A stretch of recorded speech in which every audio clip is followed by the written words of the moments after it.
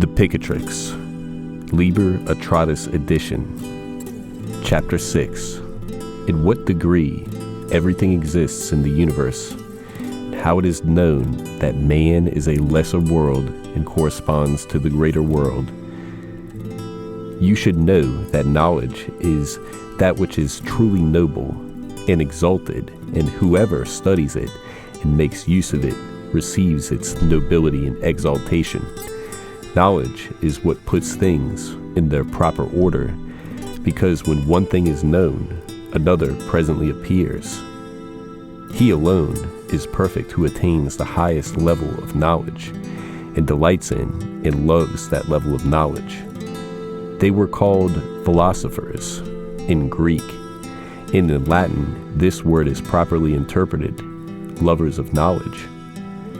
Whoever does not strive for knowledge is defective and weak in authority, and therefore ought not to be called human, despite having the name, form, and figure of a human being. If such a person were to strive to learn knowledge, he would learn from it that he indeed is a human being, that he is a little world similar to the great world, and that he is a body together with a rational spirit, whole, animate, and reasoning, and that by these three spirits he is set apart from all other things in the world, and from all other living things insomuch as he has reason.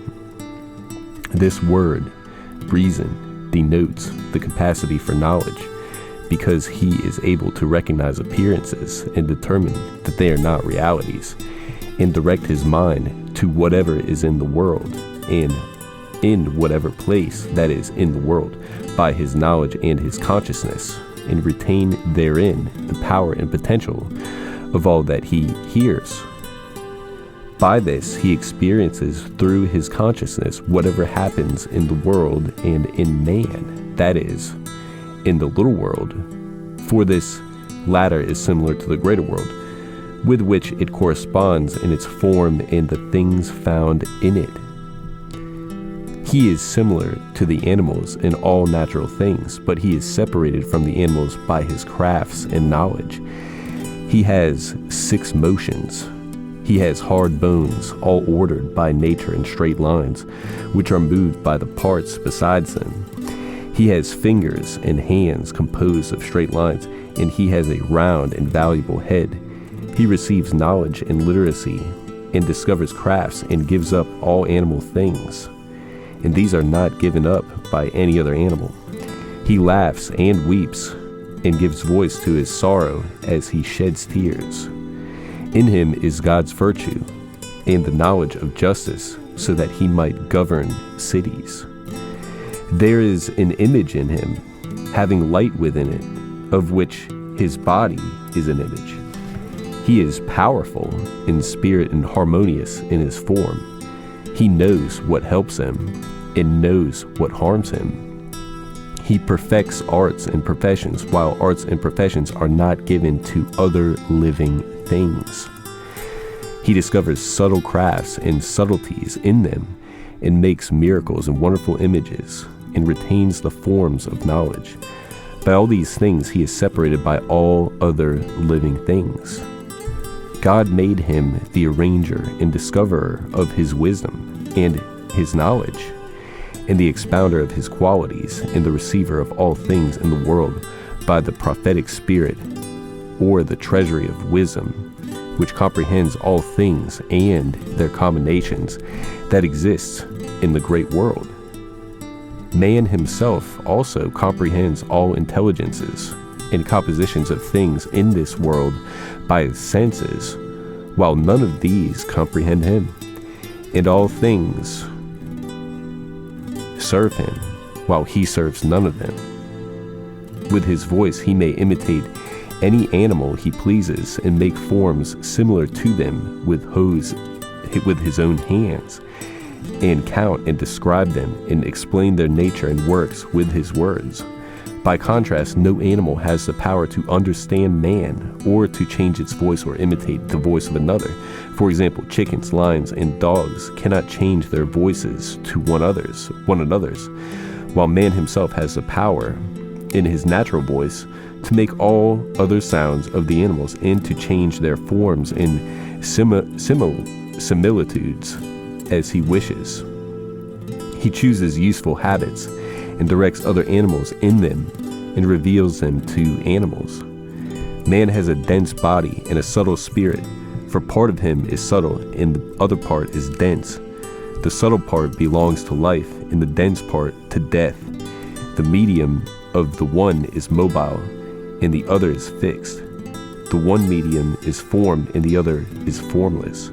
The one medium is night and the other is day. One is light and the other is darkness. One visible and the other hidden. One perceives and the other only exists in perception. One presses down and the other is pressed down.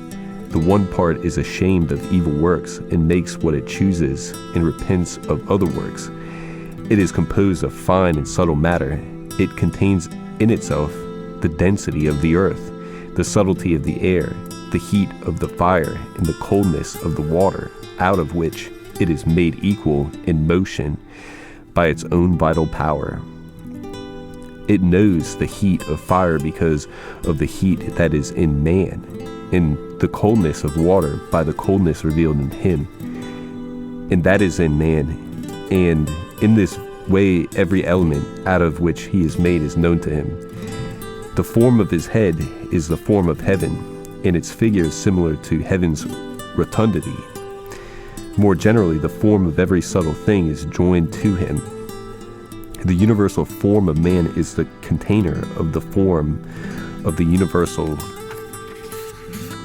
spirit, and the universal spirit is the container of the universal consciousness, and the universal consciousness is the form of the light from which consciousness proceeds. Thus, light is the material of universal consciousness, which is higher than all inferior things, and matter is always inferior to light and simpler than it.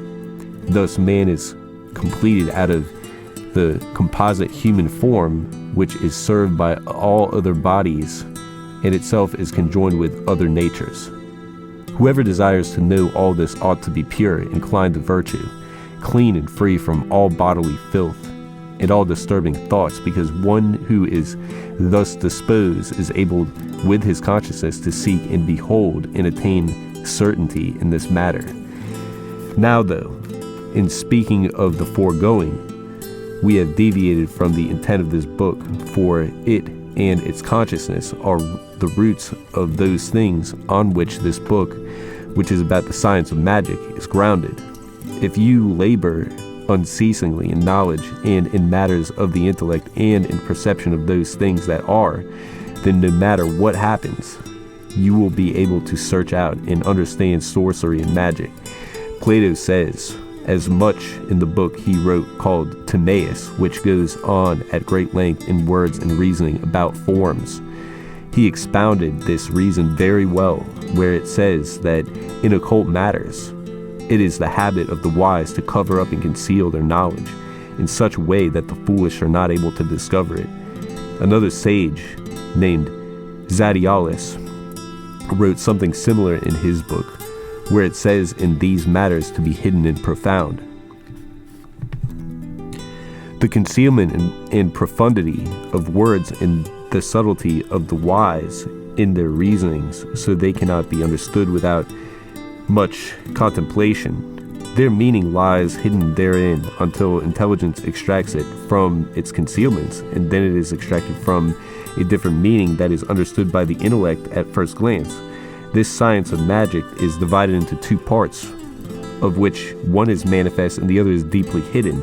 The part deeply hidden is profound, and there are profound perceptions that cannot be grasped except with others that come before them through hard work until their relationship becomes apparent and they are uncovered.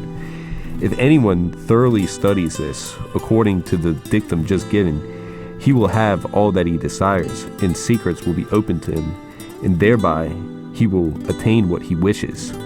The byways and highways leading to his attainment are many, however. Some of them are to take proofs from the manifest and apply them to the hidden, and returning the branches to the root in order to join them together and to assemble in one's consciousness. and thought the credible sayings of saintly men or of some particular saint. In this way, you will reach completion and perfection, and you will attain what you wish. And the manifest and concealed meaning of these words will be revealed to you. Likewise, you will be granted the right to pass freely on the roads just mentioned, so that you will be able to attain knowledge and penetrate and uncover hidden things. Because by each of the aforesaid roads, you will be able to attain what you wish and understand knowledge and its meanings, and understand all things and perceive all things in their proper order.